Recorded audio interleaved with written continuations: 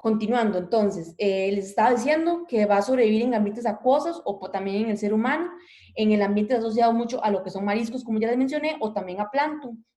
El periodo de incubación va a ser de 2 días, es decir, como de unas 48 horas, y el periodo de incubación va a ser importante porque este va a durar un poco más que en el caso de parahemolíticos. Parahemolíticos generalmente se desarrolla en menos de 24 horas.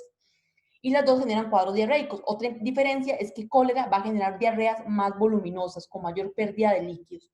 Va a ser endémico de países como África e India, más que todo por los hábitos de higiene, por los sistemas de agua potable y también por el tipo de clima que tienen en esos sitios. Va a producir biopelículas, más que todo en el ambiente, y es un mecanismo para lograr sobrevivir y como un medio de protección. Y aquellas personas que son sanas van a ocupar, como ya les mencioné, alta dosis infectante para, perdón, que la bacteria logre superar el ácido estomacal.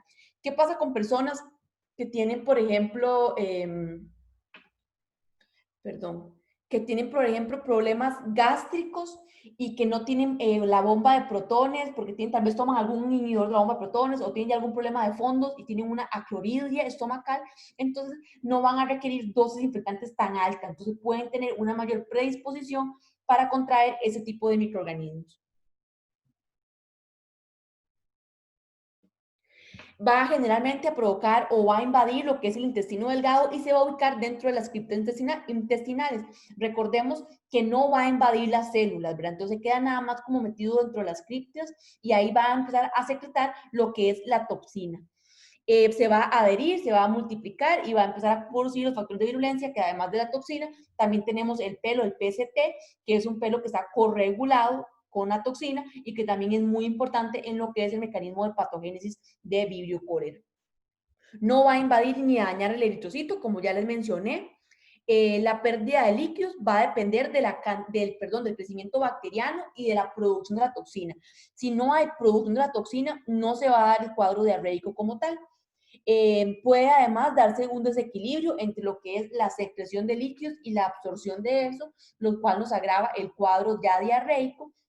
Y la pérdida de agua y electrolitos nos puede llevar a una hipopotasemia y a los que les mencionaba también antes en clases, a una acidosis metabólica. Recordemos que antes les dije que cuando uno tiene vómito, lo que se excreta es ácido clorhídrico, entonces da una alcalosis, y cuando tenemos diarrea, lo que se excreta son bicarbonatos o carbonatos, entonces nos da una acidosis. Entonces, en este caso, el paciente pocas veces va a desarrollar un cuadro de vómito, lo que va a predominar va a ser la diarrea y nos puede llevar entonces ya en casos severos de deshidratación a lo que son arritmias y acidosis metabólica.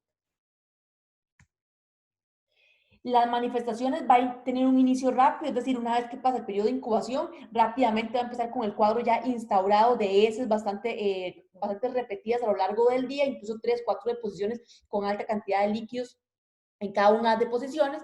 Va a tener incomodidad abdominal y, como les mencioné, en algunos casos pueden haber vómitos inducidos por la toxina.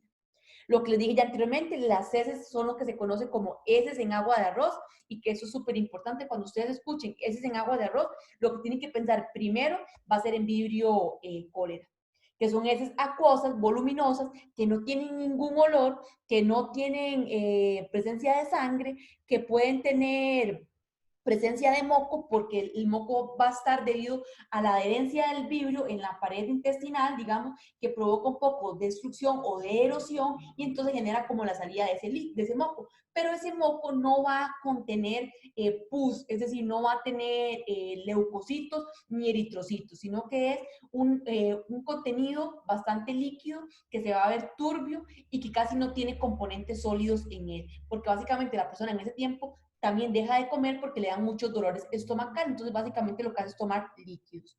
Es un cuadro similar al que se presenta en ETEC. Recordemos que la ETEC es la E. coli enterotoxigénica, que nos provocaba lo que se conoce como la diarrea del viajero, que es también una diarrea acuosa provocada también por dos toxinas, la toxina lábil y la toxina termoestable. Entonces el cuadro es un poco parecido. La principal diferencia es que en cólera, como les he dicho ya repetidas veces, se pierde mucho volumen de líquidos. No va a haber fiebre, puede haber hipotensión por la pérdida de líquido y, por supuesto, va a haber deshidratación severa y rápida. Y los casos en donde terminan en muerte va a ser por lo que les dije también anteriormente, en donde la persona sufre un desbalance o un desequilibrio electrolítico y termina falleciendo. La regulación genética de la virulencia, la bacteria Vibrio va a tener sensores ambientales, entonces va a poder regular cuándo expresa proteínas y cuándo no. Dentro de las proteínas que va a decidir cuándo expresarlas y cuándo no, tenemos la TOX-R, que es una proteína transmembrana, perdón, que esa toxina a su vez lo que hace es promover la producción de la toxina del cólera y lo del pelo corregulado. También tenemos la toxina T, que va una vez que se produce la toxina del cólera y el pelo regulado, esa toxina T me va a activar esas otras dos. Entonces vean cómo todo está relacionado, cómo se ocupa de que se genere una para que continúen las demás y para que a su vez se activen. Y todos estos factores de virulencia van a estar incluidos dentro de las islas de patogenicidad. En cuanto a la inmunidad que se presenta, va a ser principalmente una inmunidad nata, que es lo que primero ocupa romper Vibrio cólera para poder invadir. Y la primera barrera que va a presentar es la de la acidez gástrica, que es lo que yo les mencionaba, que en casos de acloridria se va a ocupar una tasa o una dosis infecciosa menor y para que se genere el cuadro diarreico, versus una persona que está completamente sana, en donde se va a ocupar una mayor cantidad de microorganismos para que desarrolle la diarrea. Va a tener también la motilidad intestinal, que eso en cierta medida promueve que Vibrio cólera no genere infección, sin embargo Vibrio cólera también lo va a lograr contrarrestar, y también la mucosa intestinal es una barrera de defensa en la inmunidad innata. En la inmunidad adaptativa básicamente va a ser IgA y en cierto modo también hay producción de IgG que va dirigido contra el LPS de la gran negativa. Sin embargo, es principalmente IgA a nivel de mucosa, que brinda una inmunidad, se dice que prolongada, pero no durante largos periodos de tiempo, es decir, no es una inmunidad realmente protectora. ¿Cómo vamos a hacer el diagnóstico? A nivel de clínica, los síntomas, preguntar datos epidemiológicos, si ha viajado, qué ha comido, si se ha punzado, si ha comido mariscos, si alguien más en la familia se enfermó o presentó síntomas parecidos, si fue a zonas endémicas. Y a nivel de laboratorio lo que se va a hacer es un cultivo, en este caso con medios específicos. El principal medio de cultivo va a ser este que se ve aquí a mano derecha, que es el agar tiosulfato, citrato, sales biliares, sucrosa, que se denomina TCBS, que los voy a poner también aquí en el chat. Si yo se los pregunto en el examen, con que me pongan TCBS es más que suficiente. Y además se va a crecer en agar McConkey y en agar sangre. ¿Cómo se va a ver? Por ejemplo, aquí tenemos estas placas. Tenemos en la placa de la izquierda colones amarillentas. Esas colones amarillentas son típicas de Vibrio cólera. ¿Por qué? Porque Vibrio cólera tiene la capacidad de degradar la sucrosa y cambiarme el medidor de pH o el indicador de pH, y entonces me vuelve el medio color amarillento. Versus Vibrio parahemolíticos, que no logra este metabolismo del carbohidrato, entonces se queda como un color verdoso. Y vemos cómo en una misma muestra podemos incluso tener ambos microorganismos. ¿Por qué? Porque los dos coexisten en el mismo ambiente. Entonces aquí tenemos una muestra en donde nos creció Vibrio cólera y además también Vibrio parahemolíticos. Ambos nos generan diarreas acuosas. Tratamiento y prevención, ya les mencioné, el reemplazo de líquido. El antibiótico se puede dar en casos complicados que no resuelvan y va a ser doxiciclina. Y en personas que están embarazadas o en niños pequeños se puede dar trimetoprim sulfa, eritromicina o ciprofloxacina. ¿Por qué no se puede dar doxiciclina? Porque si ustedes buscan doxiciclina, tiene un montón de efectos adversos y dentro de eso puede provocar problemas en los niños pequeños y además en mujeres embarazadas pueden provocar malformaciones en el feto. Entonces, por eso es que no se recomienda dar doxiciclina en ninguna condición en mujeres embarazadas o en niños pequeños. Se prefiere usar otra alternativa y vean que yo les he mencionado un montón trimetoprim sulfa. Es como lo que se puede usar para la mayoría de las cosas, siempre y cuando la PSA nos dé que el microorganismo es sensible. Las prevenciones, buenas medidas higiénicas, la cloración del agua, hervir el agua, la cocción adecuada de los alimentos y por supuesto, si vamos a comer mariscos o así, darle un correcto tratamiento para que no generar pequeños brotes, que fue lo que había sucedido creo que en la princesa Marina. Otros vibrios, que fue también lo que ya les mencioné, vamos a tener que son menos comunes y van a estar restringidos a las costas. Vibrio cólera sí se puede asociar más como al transporte de mariscos o a las zonas como del GAM. En este caso, vibrios parahemolíticos, que también se asocia a mariscos y a pescados, mal cocinados principalmente, también nos generan cuadro diarreico y como les mencioné antes, se puede encontrar en conjunto con vibrio cólera. ¿Cuál es la diferencia? Que la diarrea no es tan severa. Cuando se presenta nada más vibrio parahemolíticos, la diarrea no es con tanta pérdida de líquidos. ¿Por qué? Porque vibrio parahemolíticos no me produce la toxina TC, y la toxina TC es la que me genera aquel desbalance en el AMP cíclico. Va a haber también náuseas, vómitos, cólico, fiebre y diarrea líquida, que recuerden que les mencioné que habían casos como Yersinia y vibrio parahemolíticos que podrían generar cuadros de disentería. Sin embargo, son ocasionales y no es lo más frecuente. Este se va a presentar, que también se los había mencionado, de 12 a 24 horas post ingesta. Recordemos que vibrio cólera se presenta 2 días después, es decir, 48 horas después. Entonces, ya viendo este tiempo que dura enfrentarse los síntomas, podemos también distinguir cuál de los dos es más probable el agente causal. Tiende también a resolver de forma espontánea y, al igual que vibrio cólera, va a ser oxidasa positiva. Luego tenemos vibrio vulníficos, que se los había mencionado, que este nos puede generar bacteremia y celulitis. Va a ser una infección de evolución bastante rápida al entrar en contacto con algún objeto o con agua contaminada. También puede ocurrir al ingerir alimentos contaminados, mariscos o pescados. Y si tenemos mucha suerte, podría ocurrir nada más que se presente un cuadro de gastroenteritis leve. Sin embargo, no es lo más frecuente. Generalmente vulníficos se ha asociado más con celulitis o con bacteremia. Y tiene el problema de que en pacientes que tienen enfermedades de fondo de tipo talasemia, hemocromatosis, drepanocytosis o enfermedades hematológicas de fondo, puede llegar a provocar la muerte. ¿Por qué? Porque vulníficos es un secuestrador de hierro. Entonces, al secuestrar de hierro, impide que se sigan formando glóbulos rojos y nos genera, por lo tanto, una anemia aún más severa. Los siguientes son bibliomímicos, que también se los había mencionado por ahí, que ya les había dicho que también puede generar un cuadro de diarrea, y alginolíticos, que también les mencioné que puede generar un cuadro de celulitis. También aquí les menciono que puede provocar lo que son infecciones oculares, óticas, o las infecciones en heridas que van a originar como tal la celulitis. El siguiente microorganismo que vamos a ver es Campylobacter. ¿Y por qué lo pongo después de vibrio? Porque también puede generar un cuadro de diarrea. Sin embargo, Campylobacter es de los agentes, de los 6 que les mencioné antes, que nos puede llevar a un cuadro de disentería. Entonces, Campylobacter, el más importante es Campylobacter jejuni. Este va a ser un bacilo curvo, o va a ser también móvil, al igual que vibrio. Va a ser también oxidasa positivo. Entonces, vean ya todos los que hemos visto que también son oxidasa positivos. Sin embargo, el que más nos importa va a ser Pseudomonas, porque al hacer la prueba de oxidasa podemos dar un diagnóstico presuntivo para que ustedes como médicos inicien el tratamiento. Sin embargo, hay otros que también son oxidasa positivos. Ya vimos a Moraxella, vimos a Aeromonas, Plesiomonas, Vibrio y ahora Campylobacter. Campylobacter va a tener una morfología característica, se le va a hacer una tinción de Gram modificada para tratar de ver esa morfología, que se dice que es una morfología también como en forma de S, al igual que Vibrio, o en forma de gaviota. Entonces, luego ustedes en sus casas pueden hacerle zoom a esta imagen que está aquí en la esquina inferior derecha y van a ver las flechitas. Esas flechitas van a ver algunas morfologías que tienen como la forma de un pajarito o de una gaviota. Esto cuesta un poco verlo en el laboratorio porque generalmente trabajamos con muestras de heces. Entonces las muestras no se van a ver tan limpias como esta imagen, sino que viene muy cargada de bacterias. Entonces cuesta muchísimo lograr ver esa morfología. Entonces no es la forma ideal de hacer el diagnóstico para Campylobacter, porque hay que tener un ojo ya muy adiestrado.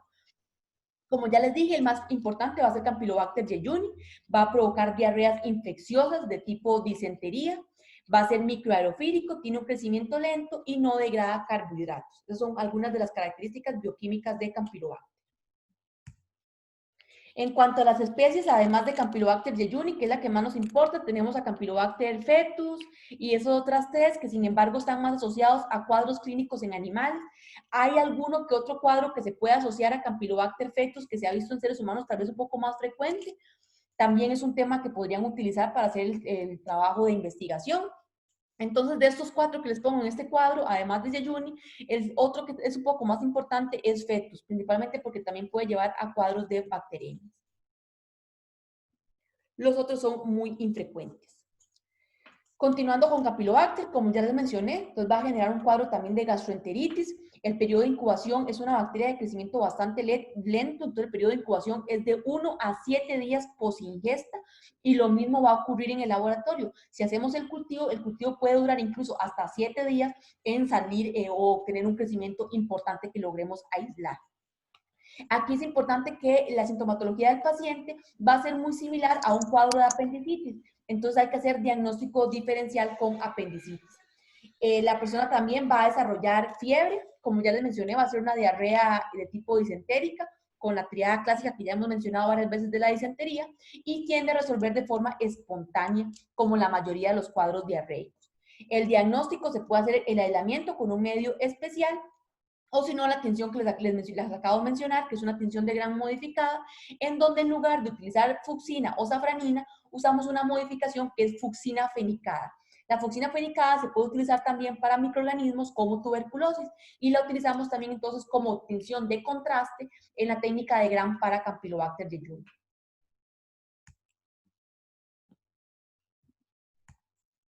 Aquí tenemos la patogénesis. En la imagen de la derecha, ignoren la imagen donde viene la patología del pollo, perdón, de las gallinas, porque eso no es como de importancia para nosotros. Las que nos va a interesar es esta de aquí, la que tenemos a la izquierda. Entonces, ¿qué va a pasar en el ser humano? Va a pasar que la bacteria va a ingresar, va a llegar al lumen intestinal y ahí pueden ocurrir dos cosas. Puede ser que la bacteria, que Campylobacter, me invada el enterocito y es lo que me lleva a la salida de sangre en heces, o que si no pase a través de las células rompiendo el espacio entre ellas. Una vez que hace eso, entra en contacto con las células fagocíticas, que van a ser los neutrófilos, las células dendríticas y los macrófagos, y van a llevar a la producción de una serie de interleuquinas, como por ejemplo la interleuquina 8, el NF-kappa beta y otras interleuquinas que son proinflamatorias.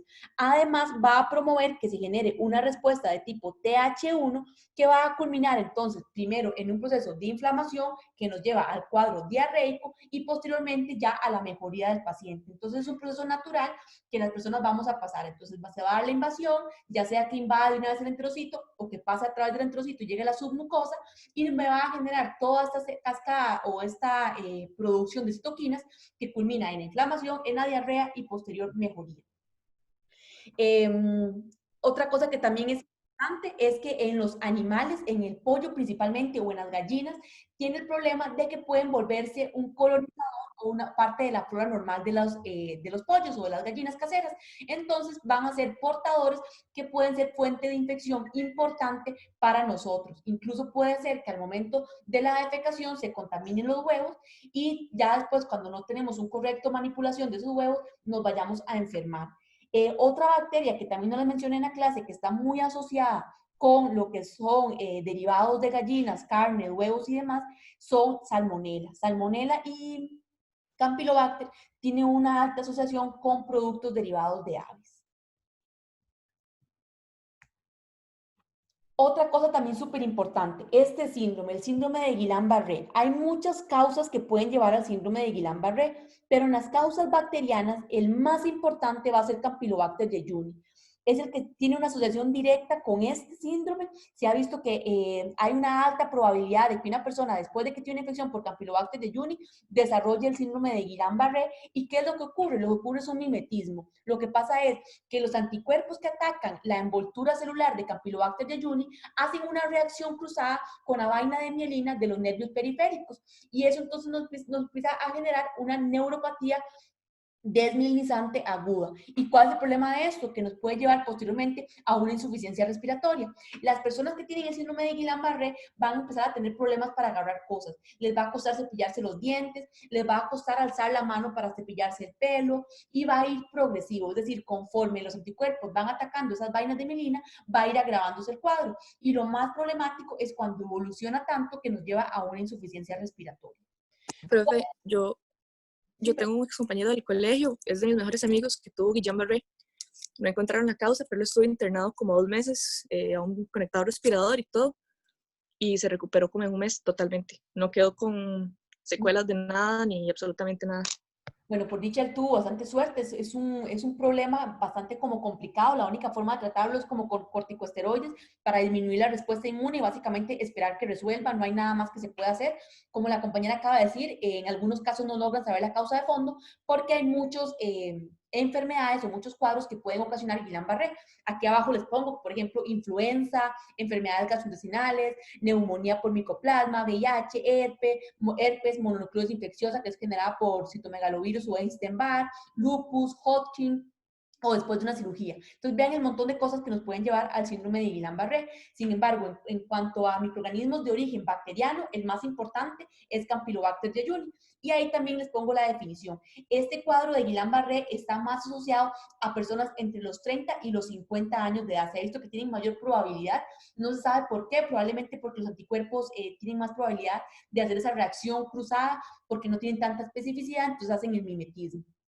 Entonces, asociado más como a ese rango etario. Sin embargo, como les digo, ustedes no pueden ver un cuadro de Guillain-Barré y decir, ah, sí tuvo Campylobacter. No, generalmente es una asociación en donde usted le hace preguntas epidemiológicas al paciente y el paciente le dice, ah, sí, yo tuve un cuadro diarreico hace poco. Entonces, usted podría pensar que es un cuadro gastrointestinal, tal vez de origen bacteriano, tal vez de origen viral, que posteriormente llevó al cuadro de Guillain-Barré. Incluso vean, como les puse aquí abajo, puede estar asociado a un cuadro de influenza, es decir, alguien que tuvo gripe y que luego se complicó. Y básicamente no se puede saber bajo qué condiciones se va a presentar. Es decir, no podemos predecir si una persona después de un cuadro de influenza va a desarrollar un cuadro de Guillain-Barré. En cuanto a la epidemiología de Campylobacter, es la principal causa de diarrea gastrointestinal en países desarrollados. Y también ahí está involucrado lo que les había mencionado con Salmonella, que se debe al sistema de distribución de carne. Y como ya también les dije, está altamente asociado a aves. Y el segundo más común en cuadros diarreicos en países desarrollados va a ser Salmonella. Campylobacter va a requerir una dosis infectante bastante baja y el principal reservorio, en este caso que sí lo hay, son los animales y principalmente las aves. Puede provenir de alimentos contaminados o por contacto directo con mascotas que entran en un estado de portador. La principal fuente de contaminación, como ya les he dicho también en varias ocasiones, van a ser la carne mal cocinada de aves de corral, de gallinas o de pollos de granja. Y también pueden darse brotes por agua contaminada o leche no pasteurizada. En cuanto al tratamiento, de la misma forma que hemos venido hablando en las últimas clases, todos los cuadros gastrointestinales generalmente no reciben tratamiento, se da nada más soporte para que no se dé un desequilibrio electrolítico ni un desbalance en el equilibrio ácido-base. Entonces, ¿qué es lo que se hace? Darle agua, monitorear electrolitos, ver un hemograma, si son mujeres embarazadas, darle un seguimiento más cercano, y si ya el paciente no resuelve y se hace una enfermedad grave y prolongada por más de 5 días, entonces ya se hace un cuadro, se hace o se le da antibiótico con eritromicina o fluoroquinolonas. Algo importante que no les he mencionado, un paciente que llega a Levice o que llega a emergencias con un cuadro diarreico de 3 o 4 días, usted lo que va a hacer es mandar las pruebas que les he mencionado, potasio, cloruro, sodios, un hemograma, les pueden hacer un examen general de heces y lo mandan para la casa, tal vez con un antiespasmódico, dependiendo de si el cuadro diarreico es muy severo o no, porque recordemos que en casos como Shigella, los antiespasmódicos están contraindicados, entonces tienen que tener mucho cuidado cuando lo receten y bajo qué condiciones, ¿verdad? Si el paciente se va para la casa y a los 6, 7 días vuelve con el cuadro diarreico todavía instaurado, con diarrea profusa, con 3 o más de 4 deposiciones al día, ya ustedes tienen que evaluar si es una complicación de la gastroenteritis, si se volvió un cuadro de disentería o si hay alguna enfermedad de fondo. Entonces, siempre que ustedes tengan, y que eso se les quede grabado un montón, chiquillos, siempre que ustedes tengan un paciente con un cuadro diarreico de más de 15 días, tienen que buscar una enfermedad de fondo. ¿Qué es una enfermedad de fondo? Leucemia, cáncer o VIH. Primero van a mandar pruebas de transmisión sexual y luego ya van a hacer estudios por alguna neoplasia o por algún problema de origen cancerígeno. Pero entonces cualquier persona con un cuadro instaurado diarreico de más de 15 días ya tienen que buscar una causa de fondo más de origen como malignidad o como tipo VIH. La inmunidad adquirida va a ser a través de una IgA secretora y que también puede llegar a circular en sangre, pero recordemos que la IgA en sangre no circula en concentraciones muy altas. Luego les mencioné también anteriormente Campylobacter fetus, que podría llevar a generar algunos tipos de problemas en el ser humano. Sin embargo, no está tan asociado a nosotros, está más asociado como a animales que pueden llegar a provocarles abortos y de ahí deriva su nombre. Los cuadros que se ha visto en seres humanos generalmente son personas inmunosupresas y lo que van a presentar también va a ser un cuadro diarreico y es considerado un patógeno oportunista. Oportunista porque tiene que haberse enfermedad de fondo, diabetes, hipertensión o algo que nos lleve a una disminución en la función de nuestro sistema inmune. Ahora bien, el siguiente microorganismo que también nos va a generar cuadros gastrointestinales. Lo que pasa es que este microorganismo no genera cuadros diarreicos como tal, sino que ya este se considera más un carcinógeno y fue declarado por la OMS como un carcinógeno tipo 1. ¿Y qué quiere decir un carcinógeno tipo 1? Quiere decir que me puede generar o que está directamente asociado a un tipo de cáncer a nivel gástrico. Este microorganismo entonces va a generar gastritis y úlceras péptidas infecciosas, pueden ser gástricas o duodenales. El más importante o el que estoy hablando es el Helicobacter pylori. Es muy similar a Campylobacter y por eso lo puse después del microorganismo que acabamos de ver, porque también va a ser un bacilo delgado y curvo que también es móvil porque posee flagelos polares al igual que los virus. Va a tener también un crecimiento lento, van a haber muchísimos casos asintomáticos. De hecho, se ha visto que países ya desarrollados se considera como un patógeno universal, es decir, que está en la mayor parte de la población, pero que es importante aquí que ustedes no le van a dar tratamiento a una persona que no tenga síntomas. Entonces, la presencia de este Helicobacter en una muestra de un paciente no implica que tengamos que ir a darle un abordaje terapéutico. Implica nada más que hay que darle seguimiento y si en algún momento empieza a presentar gastritis o cuadros a nivel gástrico, hay que hacerle una biopsia o hacerle un estudio para ver si en las biopsias o en las úlceras tenemos la presencia de Helicobacter para hacer una correlación directa y que posteriormente no se nos asocie a un cáncer como tal. Aquí dice que no se ven heces, entonces quiere decir que no va a ser, no voy a poder hacer una tinción de grande de las heces y va a ver su morfología. Pero existe una prueba que más adelante vamos a verla, que es bastante sencilla, que se hace a partir de una muestra de heces. Los factores de virulencia, dentro de los más importantes que le sirven a la bacteria para sobrevivir en el ambiente adverso, que es el ambiente gástrico, en donde hay un alto contenido de ácido clorhídrico y mucha acidez, es la presencia de la ureasa. La ureasa lo que va a hacer es metabolizar y producir amoníaco para elevar un poco el pH y que el ambiente no sea tan ácido y tan dañino para la bacteria. Además va a tener una citotoxina vacuolante, que es la que se conoce como VAC-A. Esta citotoxina, como su nombre lo indica, va a provocar la destrucción de las células y además, perdón, puede inducir inmunosupresión. Y otra toxina que también es súper importante, que ya casi la vamos a ver, es la toxina CAC. Y la toxina CAC, la presencia o ausencia de esta, es la que nos va a determinar cuál tipo de cáncer se puede desarrollar en los pacientes. Entonces, las cepas que son CAC positivas, se ha visto que tienen un factor beneficioso y un factor más bien adverso. ¿Cuál es el factor beneficioso?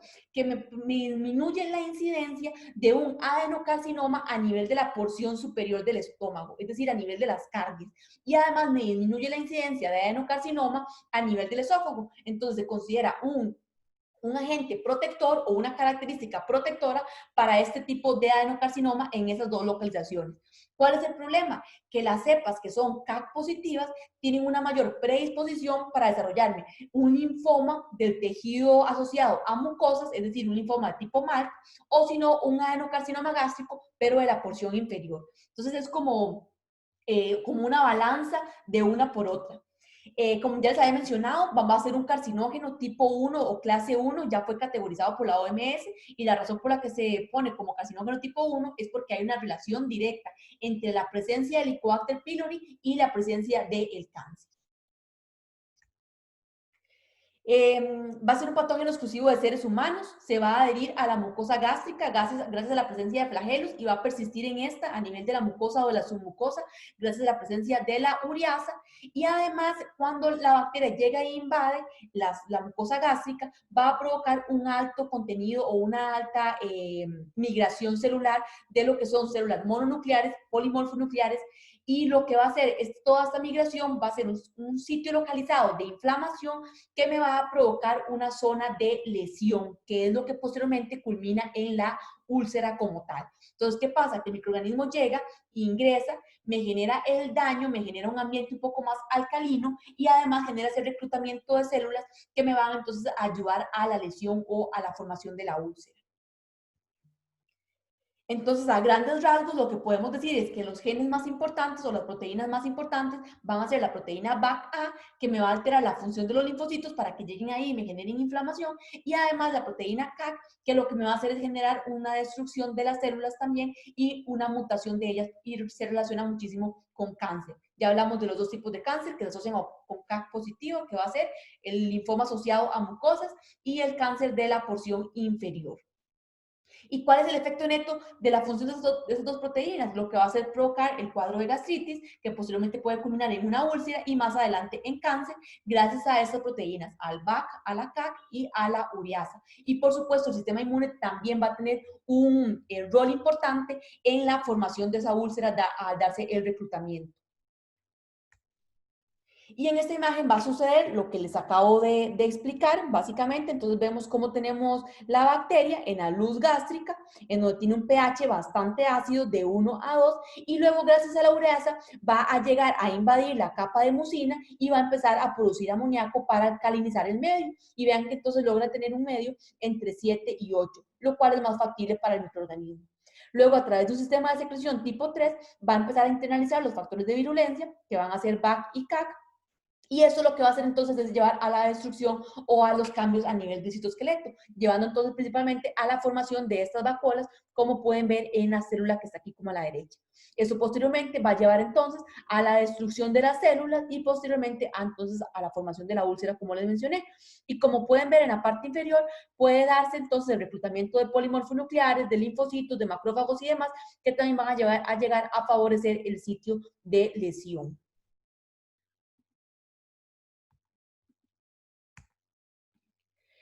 En cuanto a las manifestaciones, entonces ya vimos que va a ser un cuadro de gastritis, el paciente va a tener un dolor como tipo ardor a nivel de la parte superior del abdomen, puede presentar náuseas, puede presentar vómito ocasional y en algunos casos anorexia por pérdida de apetito. En los casos donde ya evoluciona a una úlcera, podría haber un sangrado, entonces pueden hacerle un guayaco a esa persona o una prueba de sangre oculta en heces, y además cuando ya hay perforaciones, podría desencadenar un cuadro de peritonitis. Y aquí en la parte de abajo podemos ver la técnica que es lo más simple y lo más rápido, que es una prueba de inmunocromatografía. Lo que se hace es llevar una muestra de heces, se va a punzar con este hisopo que está aquí, se punza en varias porciones de la muestra de heces, luego se introduce en ese buffer, se deja transcurrir unos ciertos minutos dependiendo del kit que estemos utilizando, y luego se colocan las gotitas y se dejan correr en la inmunocromatografía. Y allí vamos a ver la presencia o ausencia del Helicobacter. ¿Qué pasa si vemos que está presente? Tenemos que hacer una de dos cosas, o hacerle a la persona una biopsia de las úlceras que tenga a nivel gástrico, en caso de que tenga úlceras, o hacerle una gastroscopía para ver si tiene úlceras, o si no, ver si tiene sintomatología. Entonces, ¿qué pasa con el Helicobacter? Que cuesta un poco erradicarlo, entonces ocupa tratamientos muy largos durante varios tiempos. Entonces, lo que se recomienda es que si existe la posibilidad de corroborar esa técnica a nivel de laboratorio con la parte de la biopsia o con la parte de la gastroscopía para tener un diagnóstico un poco más certero y no exponer al paciente a un tratamiento prolongado con antibiótico de forma innecesaria y que tal vez culmine el antibiótico y luego sigue con el malestar, porque tal vez su problema a nivel gástrico estaba más asociado con una hipersecreción de ácido clorhídrico que me llevaba entonces a la ulceración de la mucosa gástrica. Entonces, si podemos corroborar bien el diagnóstico para ahorrar al paciente el consumo o la ingesta de antibiótico de forma innecesaria.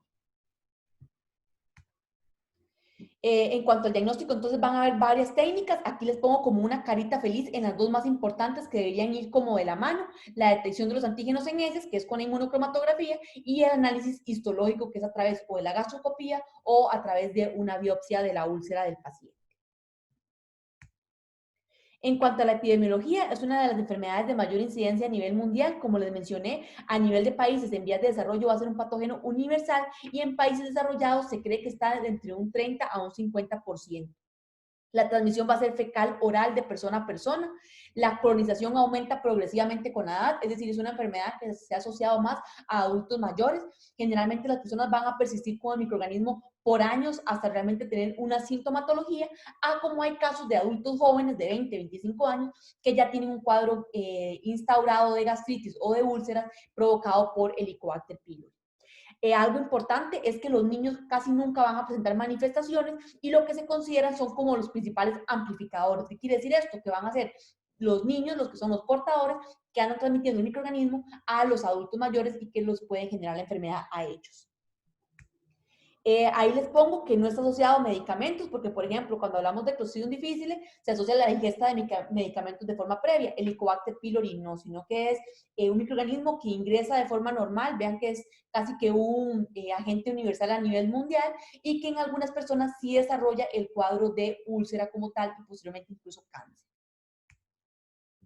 Tratamiento y prevención. Tratamiento, como les mencioné, es bastante fuerte. Lo que se hace es darle combinaciones de sales de bismuto. Las sales de bismuto, lo que se conoce como peptobismol, tienen que haberlo escuchado en algún momento. Y esto lo que hace es como alcalinizar un poco más el medio, como para generar alivio y disminuir el ardor que tiene el paciente. Y además dar combinaciones de antibióticos. En este caso, lo que se recomienda es dar metronidazol, que ya les había indicado que es bastante pesado para el estómago, y además amoxicilina. Y tiene que darse por lo menos durante varios meses y luego hacerle un nuevo control a la persona para garantizar que el microorganismo ya no esté presente. ¿Cómo se hace el control? Con la técnica inmunocromatográfica. Entonces yo le hago la prueba a nivel de heces y si esa sale negativa, quiere decir que ya el Helicobacter pylori no está presente. No se recomienda tratamiento profiláctico en personas asintomáticas, que era lo que les decía, tienen que estar de la mano las pruebas de laboratorio, las pruebas histológicas, junto con la presencia de síntomas en el paciente. Y en algunos casos también se recomienda dar el inhibidor de la bomba de protones para también disminuir esa laceración a la mucosa gástrica. Lo que hace es inhibir la bomba de potasio e hidrógenos para que entonces no se dé la salida tanto de ácido clorhídrico o de protones hidrógenos. Vamos a ver, verificar la erradicación, era lo que les mencionaba, de hacer un control posteriormente con la prueba de inmunocromatografía en heces, que es lo más sencillo. Una prueba de Helicobacter pylori a nivel de laboratorio privado ronda como los 19.000 colones, entonces también tienen que considerar eso. Si ustedes trabajan a nivel privado, tienen a un paciente que no tiene muchos recursos y no pueden hacerle la gastroscopía y no pueden hacerle el Helicobacter, tienen que también evaluar si se quedan nada más con la prueba en heces del Helicobacter y le dan una vez el antibiótico, o si le explican a la persona la importancia de hacerse la gastroscopía o la toma de la muestra a nivel del estómago, una biopsia, para que entonces la persona ya trate de evaluar si realmente se lo hace o no, porque lo indispensable es complementar las dos cosas. Entonces, en un resumen, aquí les pongo como un cuadro en donde hablo de los principales microorganismos que ya acabamos de ver: Vibrio cholera, Campylobacter jejuni y Helicobacter pylori. ¿Qué es importante? Vean que Vibrio cholera y Helicobacter pylori va a tener toxinas asociadas. Campylobacter jejuni no se puede tener certeza, son desconocidas. Y aquí tenemos al final la columna donde vemos el cuadro que puede provocar. Vibrio cholera, un cuadro de diarrea acuosa. Campylobacter jejuni es uno de los 6 clásicos que me generan un cuadro de disentería. Y Helicobacter pylori, un cuadro de gastritis, úlcera péptica, o posteriormente un adenocarcinoma o un linfoma de mucosas. Y para terminar esta parte tenemos el caso clínico, tenemos el caso de un señor de 42 años, un hombre que presenta una diarrea intensa, acuosa, con vómito y con deshidratación. 2 días atrás había ingerido 12 ostiones crudos y 36 horas después presentó un inicio súbito de los síntomas y tuvo 20 evacuaciones. Entonces, de esos 3 renglones, ¿qué podemos destacar?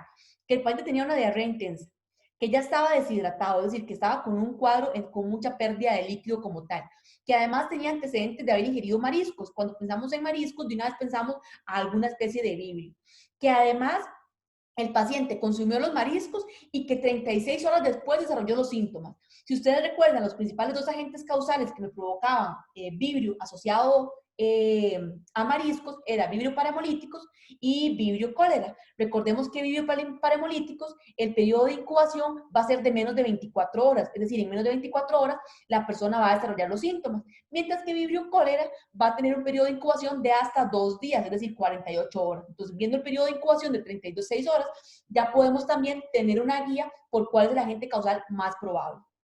Al paciente le hacen el coprocultivo y era vibrio cólera, era una cepa toxigénica, la O1, que es de las más importantes, como les mencioné, la O1 o la O139. El paciente no había viajado y el antecedente más importante de tipo epidemiológico es que había ingerido esos ostiones crudos.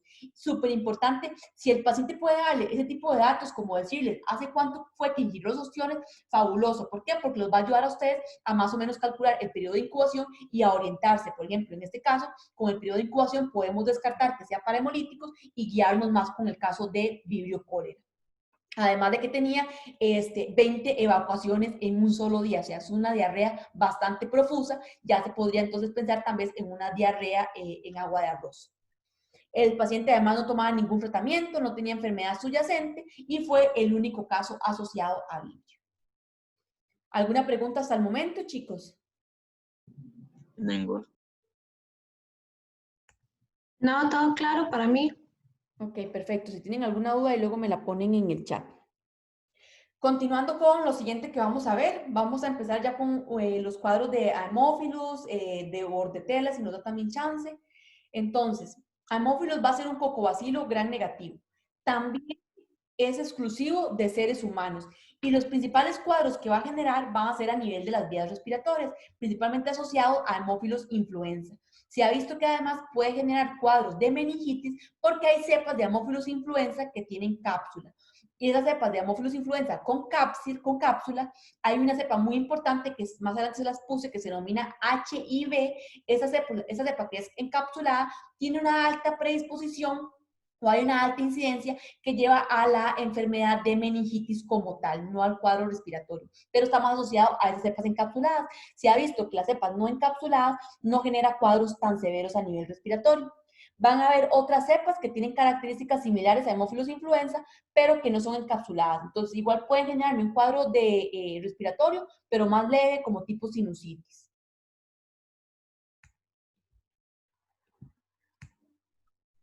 Como ya les mencioné, va a ser estrictamente humano, va a ser parte de la flora nasofaringea de un 20 a un 80% de las personas.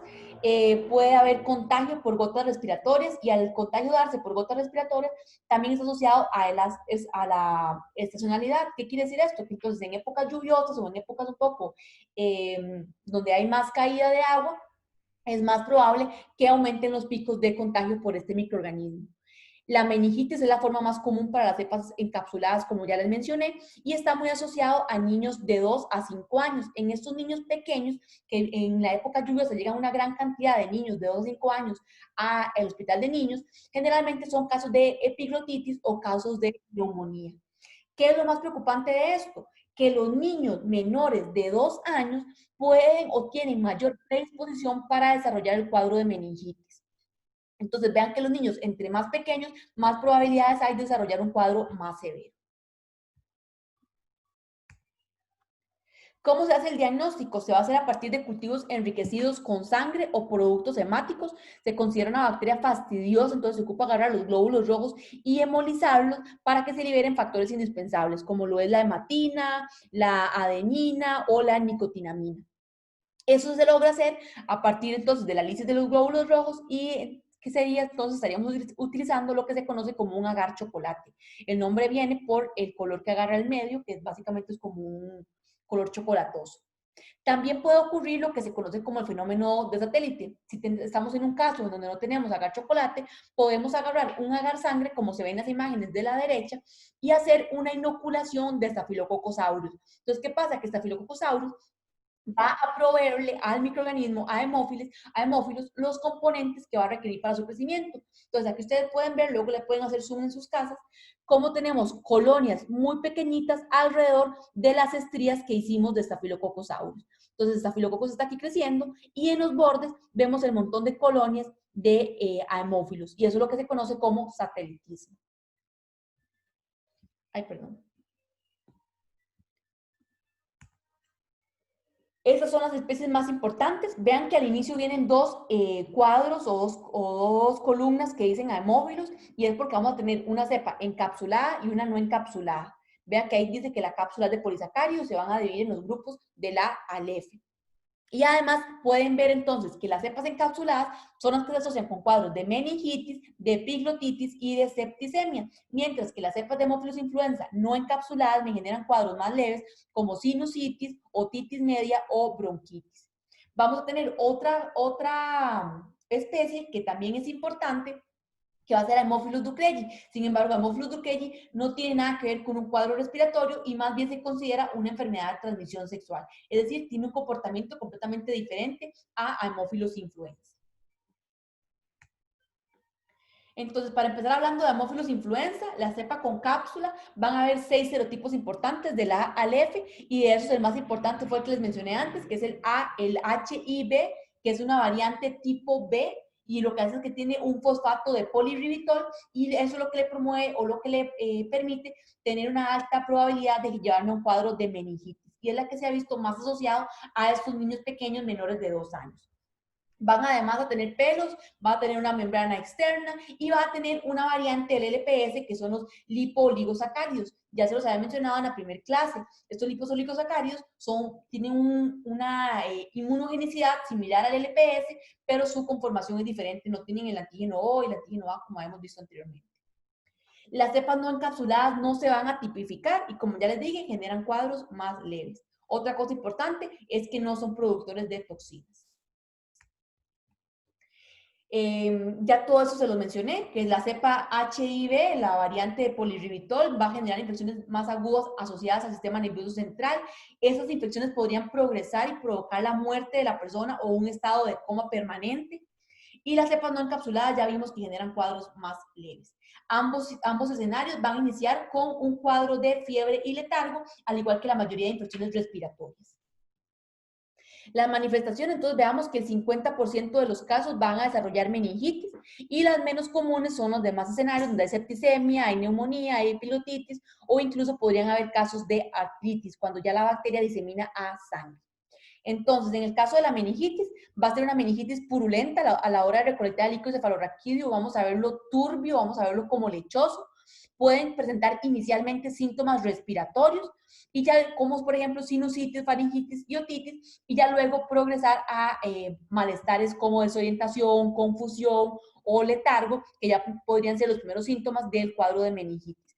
También Doctora, disculpe, ¿sí? puede iniciar como una otitis y pasar a meningitis, pero por ese virus. Sí, exacto. No es un virus, es una bacteria, pero sí, exactamente. Podría, como usted lo acaba de mencionar, podría iniciar con un cuadro de otitis o con un cuadro de sinusitis, por ejemplo, o un cuadro respiratorio, y luego evolucionar al cuadro ya de meningitis como tal. Tiene una mortalidad bastante alta, de un 3 a un 8%, y lo que le permite provocar esto son aquellas cepas que son encapsuladas. Si no es una cepa encapsulada, se va a quedar al cuadro de otitis, por ejemplo, no va a progresar y no me va a complicar el escenario. Pueden haberse secuelas neurológicas, lo cual es bastante común que ocurra. Y el siguiente cuadro es la epiglotitis aguda, perdón. Entonces, podría ser también que tengamos el escenario que inicia por un cuadro de epiglotitis y que luego evoluciona a una meningitis. Entonces, también es muy importante preguntarle al paciente los antecedentes, si ha tenido inicialmente un cuadro respiratorio. Aquí lo que va a ocurrir es una inflamación a nivel de las epiglotis, se van a poner de un color rojo bastante inflamado, y podría llevar entonces a la postración de la persona. ¿Por qué? Porque empieza a provocar problemas a nivel respiratorio. Básicamente lo que hace es provocar una inflamación a nivel de todas las vías aéreas, entonces la persona empieza a tener problemas o dificultad respiratoria, y posteriormente con cualquier mínimo esfuerzo que haga ya se cansa demasiado, entonces la persona termina quedando postrada. Además va a tener fiebre, va a tener mucha irritación a nivel de la garganta, puede presentar ronquera, puede presentar tos, ya lo que les mencioné, problemas respiratorios o disnea. También debido a la inflamación que tiene a nivel de la garganta, puede presentar un estridor en la respiración. Perdón, es decir, ese movimiento que la persona tiene, y cada vez que respira suena como tal vez como un gatito, que suena como el pulmón como apretado, como le dicen popularmente. La persona cada vez que respira, además ustedes van a ver que tiene que hacer un gran esfuerzo, que es lo que se dice como la retracción de las paredes del pecho, que tiene que hacer un gran esfuerzo para lograr contraer y lograr hacer la respiración como tal, la inhalación y la exhalación. Va a tener, como ya les dije, un progreso bastante rápido y se considera una urgencia médica porque podría llevar a la persona a una insuficiencia respiratoria. Y lo que se busca como tratamiento o como soporte es mantener las vías aéreas permeables. En algunos casos, en niños pequeños, hay que evaluar colocar una intubación para que el niño no vaya a complicarse. Más que todo, que muchas veces estos niños menores de 2 años tal vez no hablan todavía bien, o incluso por el caso de tos, empiezan a toser y toser y toser, y ocurre lo que les mencioné en la clase pasada, que de tanta tos terminan vomitando y broncoaspiran, y se los complica entonces el escenario. Luego también nos puede provocar un cuadro de celulitis y artritis. Artritis es más que todo ya cuando la bacteria llega a circulación, y en la celulitis ustedes van a ver que puede haber un enrojecimiento a nivel de la mejilla. También puede ocurrir posterior a una infección respiratoria. Entonces veamos que casi que todos los escenarios son posteriores a cuadros respiratorios como tal, por el tipo de ingreso de la bacteria. Recordemos que al inicio les mencioné que la bacteria ingresa por gotas respiratorias, me genera un cuadro a nivel respiratorio que muchas veces puede ser leve, pero luego evolucionar, por ejemplo, a un cuadro de epiglotitis, a un cuadro de celulitis o a una meningitis. Como les mencioné, el cuadro de artritis ya nos indica que la bacteria estuvo en circulación. La persona a nivel de articulaciones va a tener síntomas locales como irritación o dolor a nivel de las articulaciones cuando hacen movimientos, inflamación, va a sentirse la articulación caliente, o podría presentar también un cuadro ya como de fiebre por la diseminación del microorganismo. Otras infecciones menos comunes, conjuntivitis, bronquitis crónica o sinusitis también crónica. Entonces, en términos de patogenicidad, la enfermedad invasiva va a ser provocada por las cepas encapsuladas. Esas cepas encapsuladas van a poder evadir la actividad fagocítica al evadir el complemento, principalmente al C3b y también a los anticuerpos. Le va a permitir tener una propagación sistémica. Estas bacterias que son encapsuladas son muchísimo más invasivas, y además va a tener mecanismos como pelos o proteínas de membrana externa que le permiten hacer la adhesión a los diferentes tipos de células que van a ir a invadir. Va a tener además lo que les mencioné, los LOS o los oligosacáridos similares a los LPS, que van a enlazar el ácido ciálico. Entonces también le permite funcionar esto como un antifagocítico. Y el otro caso, que es ya la enfermedad localizada, que va a ser dada por las bacterias que no son encapsuladas, va a ser provocado entonces un cuadro, o nos va a provocar entonces un cuadro más leve de sinusitis sin problemas respiratorios tan severos. Generalmente lo que se tiene es una enfermedad de fondo que nos complica tal vez la inmunidad innata, es decir, tenemos tal vez algún cuadro, algún virus o algo que nos generó una erosión de nuestros epitelios ciliar, y eso entonces genera que se instaure el microorganismo no encapsulado de forma más rápida. Y aquí tenemos básicamente cómo ocurre la invasión de este microorganismo. Entonces, lo que pasa con Haemophilus influenza es que él va a llegar, va a unirse a través de los pelos a los receptores, y vean que no hace una invasión a la célula como tal, sino que lo que hace es romper el espacio entre las células, atravesarlo, y como tiene presencia de cápsula, logra evadir la fagocitosis y llegar al torrente sanguíneo. ¿Qué pasa con las cepas que no son encapsuladas? No van a poder hacer este paso de invasión y se quedan a nivel superficial. Obviamente, el que hace a nivel superficial también va a comprometer el funcionamiento normal de los cilios y nos va a generar un cuadro, pero no tan severo como cuando se da esta invasión. En cuanto a la inmunidad, los niños pequeños van a tener una inmunidad pasiva dada por la mamá durante la leche materna. Pueden también haber inmunización a partir de la vacuna conjugada con la proteína de la cepa encapsulada de mayor importancia, y también pueden haber anticuerpos anticapsulares que van a ser bactericidas y protectores que se pueden utilizar como tratamiento. Sin embargo, esto no se suele como utilizar, por lo menos aquí en Costa Rica. La vacuna, hay dos tipos, la PRP y la PRP, que está conjugada con una proteína. Como ya les había mencionado, la que está conjugada con una proteína es muchísimo mejor, nos levanta una respuesta inmune más duradera. Va a estimular los linfocitos T y va a permanecer en el tiempo. Las mamás que están vacunadas, que no son antivacunas y que se pusieron todas sus vacunas al día, van a poder transferirle al neonato o al niño esas inmunoglobulinas para que le brinden protección. El diagnóstico va a ser más que todo por pura clínica. Se puede también hacer un frotis de Gram, sin embargo, el frotis de Gram no nos va a arrojar mucha información. Entonces, aquí la clínica es muy importante. Y que hay que preguntar siempre si la persona está vacunada. ¿Por qué? Porque el hecho de que no esté vacunada ya nos da un indicio de cuál microorganismo podría ser y ya nos da como un descarte o podríamos orientar el diagnóstico. Se puede hacer el aislamiento, el cultivo, que ya sería como la forma de confirmarlo a partir del agar chocolate o en un agar sangre con la prueba del satelitismo. Y para tratamiento se pueden dar cefalosporinas inicialmente de tercera generación, que es como lo ideal.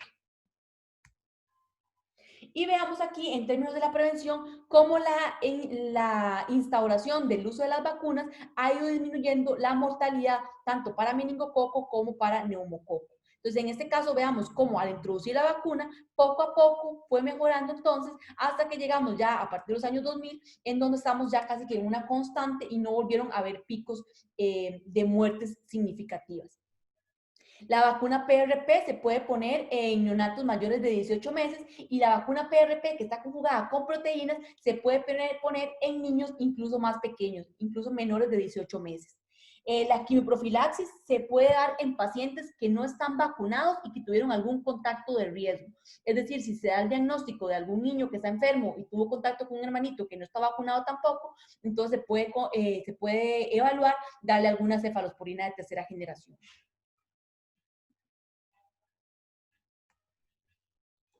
Y aquí les pongo, a manera como de resumen, cuál es el esquema de vacunación oficial en niños para el 2017. Yo esto lo revisé y en el 2019 el esquema no había cambiado, entonces era el mismo. Aquí podemos ver dónde está Haemophilus influenza, que se va a poner a los 2 meses, a los 4 meses, a los 6 meses. Estos generalmente en alguna literatura dice que a los 15 meses, otro habla de un rango entre los 15 y los 18 meses. Y esta dosis de entre los 15 y los 18 meses es una dosis de refuerzo, nada más como para asegurarnos que el título de anticuerpos se mantiene elevado. Y aquí pueden dar luego una repasadita a los microorganismos que ya hemos visto, a cuáles tienen vacunas y cuáles están incluidos dentro de nuestro esquema de vacunación. Querían como aclararles de una vez aquí, ¿alguno sabe qué es la vacuna del BCG? ¿Alguno ha escuchado? ¿Qué es ese?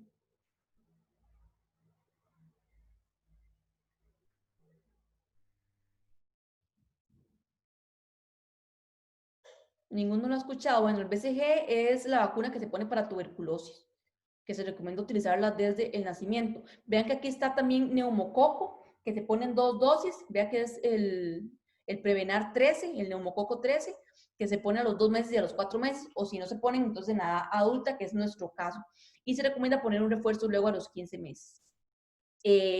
Vean que no está incluida la otra vacuna, ¿cómo se llamaba? Neumovax 23, creo que era, o la Neumo 23, que esa no está incluida dentro de ese esquema, perdón, sino que la que se recomienda es la Prevenar 13. ¿Qué otra cosa importante pueden ver aquí? Vean, bueno, que ya para el 2017 ya estaba incluida la vacuna de la varicela, que anteriormente, por ejemplo, en mi caso, yo la vacuna de la varicela no me la puse, sino que ahí me dio varicela, o muchos de ustedes se la tuvieron que poner ahora que entraron a internado o a práctica hospitalaria, pero ya vea que la incluyeron y se pone a los 15 meses. Y aquí vienen unos datos importantes relacionados con cada una de las vacunas. Aquí está la neumococo 23, en qué caso se puede utilizar, en qué caso se puede utilizar la neumococo 13, pero sin embargo la que importa para inmunidad protectora de por vida es la Prevenar 13, ¿verdad? Todo esto luego le pueden dar un repaso porque son temas importantes para ustedes que les van a servir a lo largo de la vida. Yo se los pongo porque algunos ya los hemos visto, algunos de los microorganismos. Bueno, y en el caso, bueno, ya les hablé de Bordetella pertussis, que también vamos a ver más adelante de esta, que es la DPT, que ya se les había mencionado, que la DPT es la que incluye difteria, tétanos y pertussis, que ya se les había mencionado también en el pasado. Más adelante vamos a ver estos virus. Y para rotavirus, también es una vacuna que debe ser bastante nueva, porque esta no se está, o sea, no se ponía en el pasado. Rotavirus tiene la ventaja de que genera una inmunidad protectora de tipo IgA secretora que también llega a circulación, entonces conforme uno va aumentando en la edad adulta, va generando una mayor respuesta con anticuerpos para este virus. Doctora, yo tengo un sobrino de 2 años y cuando mi hermana preguntó por esa vacuna del rotavirus, el pediatra le dijo que no era necesaria porque si le da, conforme le vaya dando rotavirus a lo largo de su vida, exacto, va a agarrar anticuerpos y que si se la pone no le asegura que nunca tenga rotavirus. Sí, lo que pasa con haciéndole como un adelanto la parte de virus, es que el rotavirus tiene una alta tasa de mutación. Entonces, tendríamos que exponernos a muchas variantes de rotavirus para ya tener como toda la inmunidad. Entonces, me imagino que la vacuna no nos da la protección contra ese esquema o contra todas esas variantes de rotavirus. Entonces, tal vez por eso el pediatra le dijo eso. Pero se supone, según esta imagen que la saqué del Ministerio de Salud, se supone que ya desde el 2017 está incluida dentro del esquema de vacunación. Pero como le digo también el pediatra, el cuadro clínico que va a generar va a ser un cuadro diarreico bastante leve. De hecho, rotavirus es de los virus que generan cuadros diarreicos en niños y calicivirus es el que los genera cuadros diarreicos más en adultos. Calicivirus y algunos adenovirus. Pero bueno, Ya terminando con el paréntesis, continuando con lo que veníamos en la clase. El siguiente que estábamos hablando de Haemophilus, ya terminamos Haemophilus influenza. El siguiente sería Haemophilus ducreyi, que como les mencioné, nada que ver con síntomas respiratorios, sino que este va a ser una enfermedad de transmisión sexual. Y aquí súper importante que lo pongan en negrita o bien grande. Diagnóstico diferencial con sífilis, indispensable. ¿Por qué? Porque el cuadro o la úlcera que se genera o la lesión que se va a observar son muy similares. Van a ser úlceras genitales. En el caso de Haemophilus ducreyi es una pápula sensible que avanza hasta una úlcera dolorosa. Y aquí está la primera diferencia. Perdón. La úlcera que me va a generar en el caso de treponema pallidum, que es el agente causal de sífilis, va a ser una úlcera indolora. Ahí está la primera diferencia. Además, la úlcera que me genera Haemophilus ducreyi va a tener márgenes definidos. Otra diferencia, en el cuadro de sífilis, la úlcera no tiene márgenes definidos. Va a tener lesiones satélites por autoinfección, es decir, que la persona se rasca y se inocula en otros sitios. Va a haber una linfadenitis regional, obviamente inflamación de los ganglios linfáticos, y no va a haber induración alrededor de la úlcera, es decir, va a ser un chancro suave. La tercera diferencia. En el diagnóstico con sífilis, sí se produce un chancro que tiene induración, es decir, es un chancro duro. Las úlceras abiertas, tanto para sífilis como para Haemophilus ducreyi, tienen mayor riesgo de que la persona se contagie con VIH. Algo importante es que la lesión que me genera sífilis se conoce como chancro y la que me genera Haemophilus ducreyi se conoce como chancroide.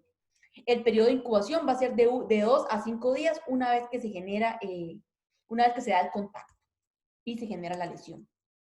Es bastante común en África, van a haber también factores de virulencia importantes como lo es la adhesión y la resistencia que tiene al complemento, y va a tener también una toxina que me permite evadir la respuesta inmune. El diagnóstico va a ser en agar chocolate, que además se le agrega antibióticos, en este caso puede ser vancomicina, para lograr inhibir la flora normal. El tratamiento ideal puede ser cualquiera de estos 3 que les anoto aquí. El que les pongo en negrita para mí es el más importante, citromicina, que además funciona para clamidia. Entonces es bastante útil y es lo que generalmente utilizan en enfermedades de transmisión sexual. La prevención, lo que funciona para cualquier enfermedad de transmisión sexual, el uso de condón. Y para terminar la clase, entonces, vamos a hablar un poquito sobre Bordetella pertussis, que es como la más importante. Además de Bordetella pertussis, tenemos a Bordetella parapertussis y Bordetella bronquiséptica. Esas últimas dos son como variantes de la misma especie. El que es el causal de la pertussis o de la tosferina es Bordetella pertussis. ¿Y qué significa tosferina? Tosferina es básicamente como un ataque de tos. En el pasado decían que las personas empezaban a toser, a toser, a toser y terminaban como ahogándose. Y en los niños pequeños terminaban vomitando y broncoaspirando y culminaban en un paro cardiorrespiratorio. Entonces, ese es el problema. La ventaja es que ya existe vacuna para este. Sin embargo, se han visto casos de tal vez de mujeres que tienen al niño de forma prematura y está el niño en incubación o por algún escenario está el niño en el departamento de neonatología y tal vez llega alguien a visitarlo con medidas higiénicas deplorables, que tal vez no estaba vacunado y demás, y transporta el microorganismo. Entonces, el bebé pequeño que aún no tiene anticuerpos puede desarrollar el cuadro y es bastante complicado porque el niño pequeño entonces empieza a toser y toser y toser hasta que termina ahogándose, entonces ocupa soporte respiratorio. Se ha visto también incluso, o se han hablado también incluso de casos de que son las enfermeras las que transportan el microorganismo.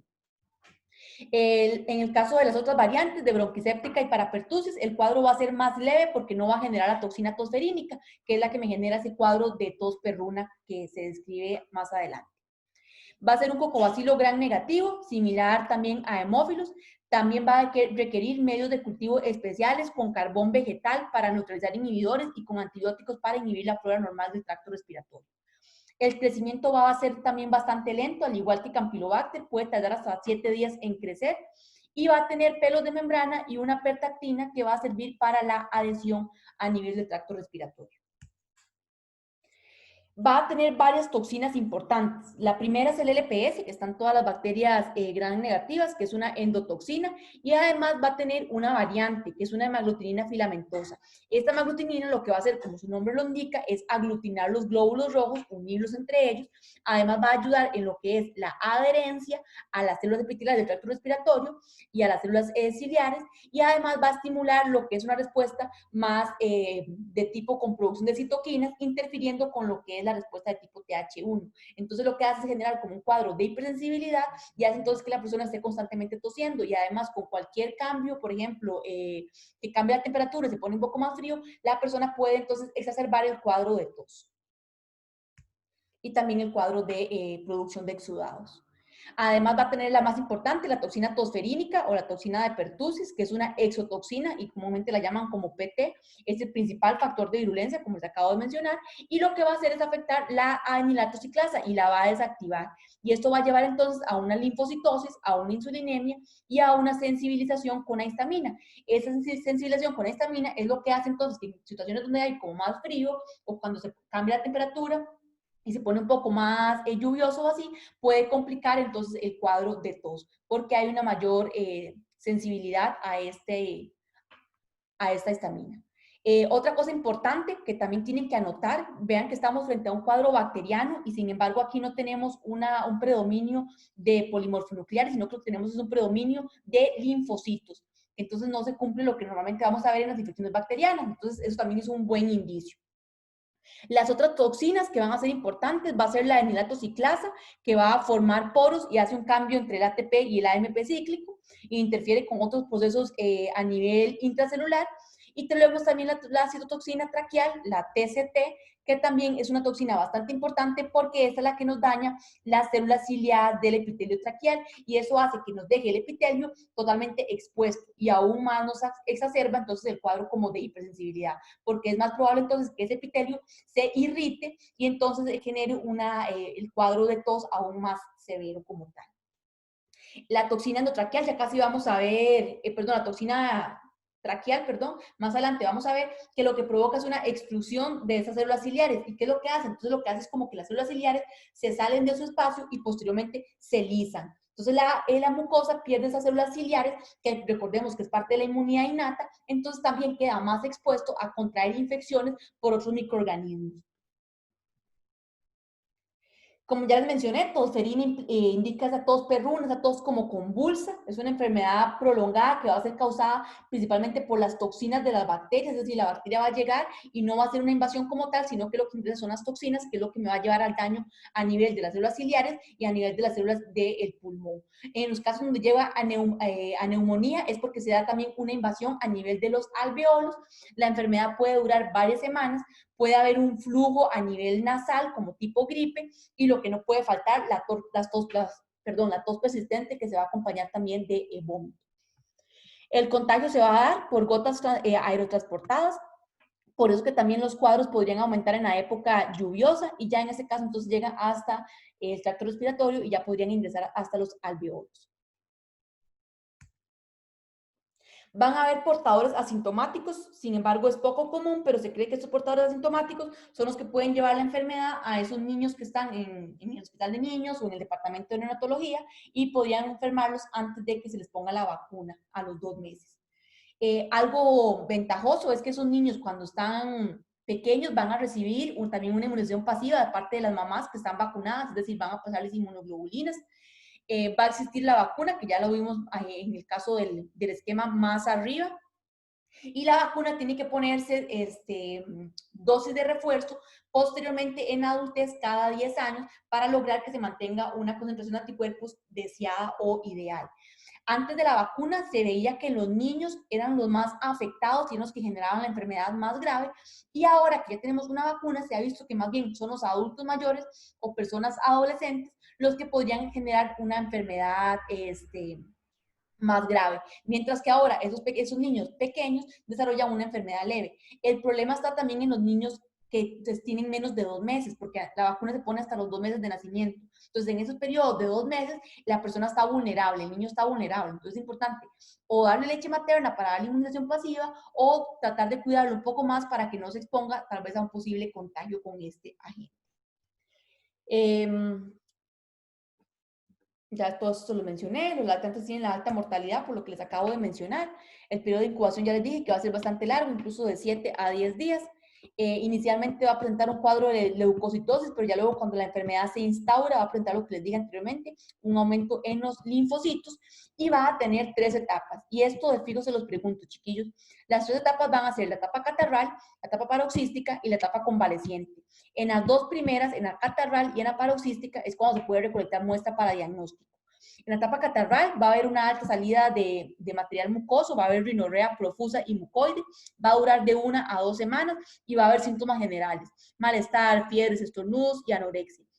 En esta fase se puede recolectar la muestra porque se considera una fase comunicable, es decir, que es la fase en donde se transmite el agente a otras personas que no estén vacunadas y hay mucha presencia de bacterias.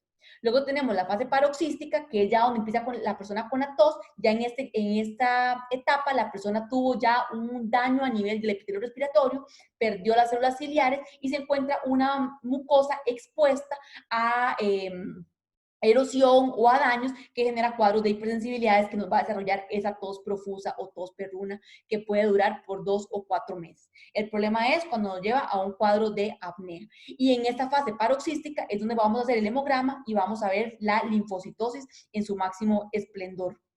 Y por último, en la fase convaleciente, en la cual no podemos tomar la muestra, que va a durar de 3 a 4 semanas y ya van a ir desapareciendo los síntomas y casi que lo único que vamos a tener va a ser la tos, que se va a agravar cuando hay cambio de temperatura, cuando entramos a lugares con aire acondicionado, en las noches o cuando vamos a un lugar frío.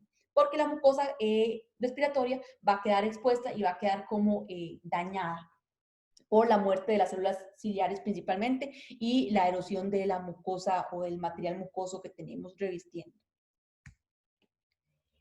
Entonces, la patogénesis, ya hemos hablado a lo largo de esta parte cómo funciona, va a ingresar a las vías respiratorias, va a tener un tropismo por el epitelio ciliado, ahí vamos a tener que los factores de virulencia van a permitir que se dé la adhesión.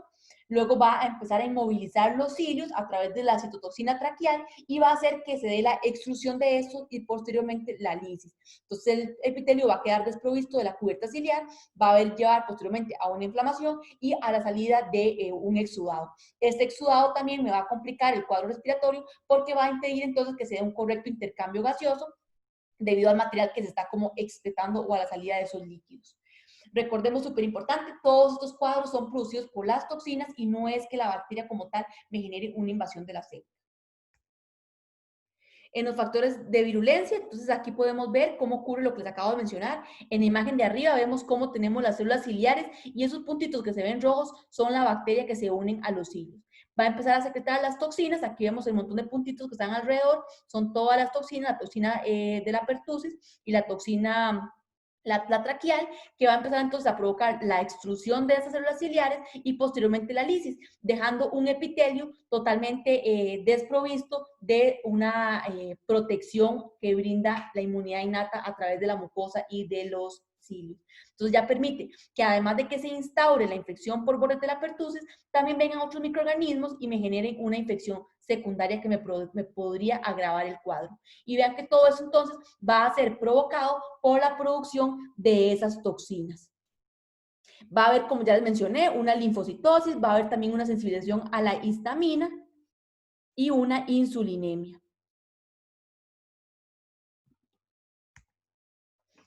Y aquí tenemos en una imagen un poquito más bonita y más gráfica lo que les acabo de explicar. Entonces llega la bacteria, ingresa por vía respiratoria, va a paralizar los cilios, va a provocar la destrucción de estos, queda la membrana mucosa totalmente expuesta a nivel de tráquea y de pulmones, y luego la bacteria también provoca la destrucción a nivel pulmonar e incluso podría llegar a los alveolos y provocarme un cuadro de neumonía.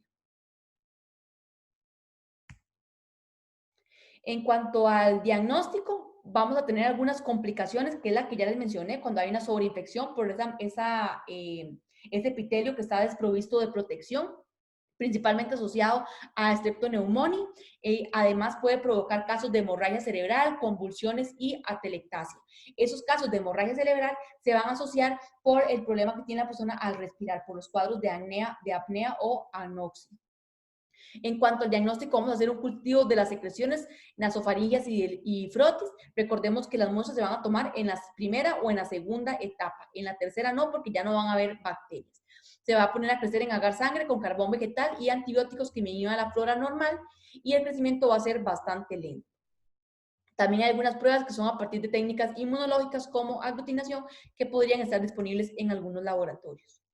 Tratamiento en la etapa final, es decir, en la etapa de convalecientes, básicamente de soporte para que la persona no se ahogue cuando está con los cuadros de tos. Y en las primeras dos etapas, donde hay todavía bacteria, podría darse antibiótico. ¿Cuál es el objetivo de dar antibiótico en las primeras dos etapas? Disminuir la cantidad de bacterias para disminuir esa fase comunicable, para que no haya tanta predisposición o tanta probabilidad de contagiar a otras personas. Y por supuesto, la inmunización activa es súper importante, que ya la habíamos visto más arriba. Y esas son las dos especies más importantes, ya hablamos de Bordetella pertussis, pero también tenemos a Bordetella bronquiséptica que nos va a generar un cuadro leve de rinitis y de tos. Y para terminar la clase del día de hoy, entonces tenemos este cuadro clínico, tenemos a un varón prematuro que permanecía en la unidad de terapia intensiva. Ya ahí tenemos un factor de fondo predisponente, ¿verdad? Que era un varón, un niño recién nacido prematuro. Este niño tenía 12 días de edad. Dice que en la octava noche empezó a exhibir un cuadro de tos repetitiva que luego progresa a un estado en donde el niño tose y se empieza a enrojecer, además de esforzarse por respirar. A veces los episodios estaban seguidos de vómito. Entonces vean que tenemos un niño prematuro con un cuadro de origen respiratorio con tos profusa y que además tiene apenas 12 días de nacido, es decir, no está aún vacunado. Para el 10º día ya sufre de apnea y requiere asistencia respiratoria. Le hacen una exploración física, una radiografía de tórax y ven que los pulmones estaban despejados y le hacen una cuenta o un hemograma y ven que los leucocitos estaban en 15.500 con un 70% de linfocitos. Entonces, ¿quién me dice el diagnóstico y en qué fase se encuentra?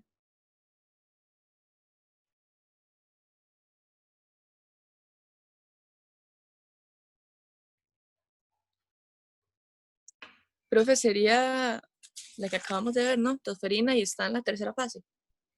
Tosferina exactamente, y no, probablemente está como en la segunda fase. Vean que está con una linfocitosis. La linfocitosis predomina en la segunda fase, que es la fase en donde la persona está ya como con el cuadro de tos instaurado como tal, y la linfocitosis llega como a su nivel máximo, que es la fase como catarral. Aquí es súper importante que vean eso, chiquillos, que es un niño pequeño y que no está vacunado para que puedan más o menos sacar los agentes causales. Probablemente si fuese un caso clínico así, que yo les pongo en el examen, también les podría información adicional en términos de laboratorio, tal vez que lo pusieron a cultivar en un agar sangre con carbón y cefalosporinas, por ejemplo.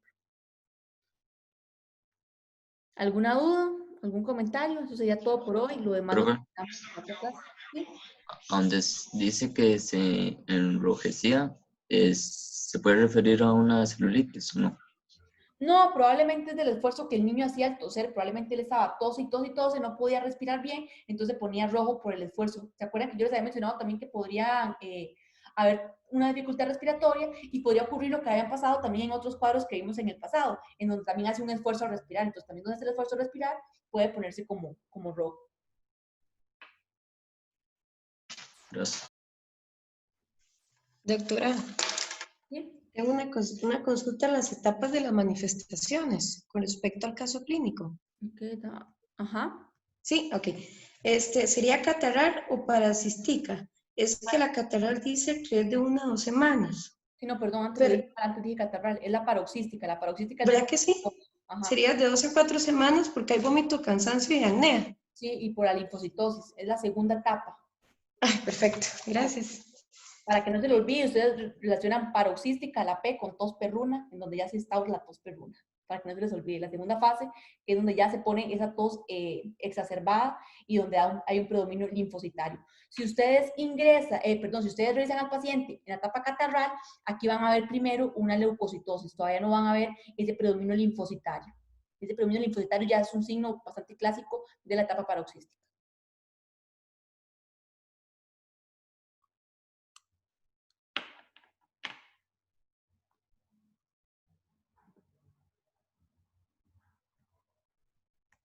Si no tienen ninguna otra duda, entonces damos la clase por finalizada y ya la otra semana, el viernes, continuamos con lo que nos faltó de esta clase, que faltaron 20 diapositivas y con los otros 2 temas que nos quedan pendientes.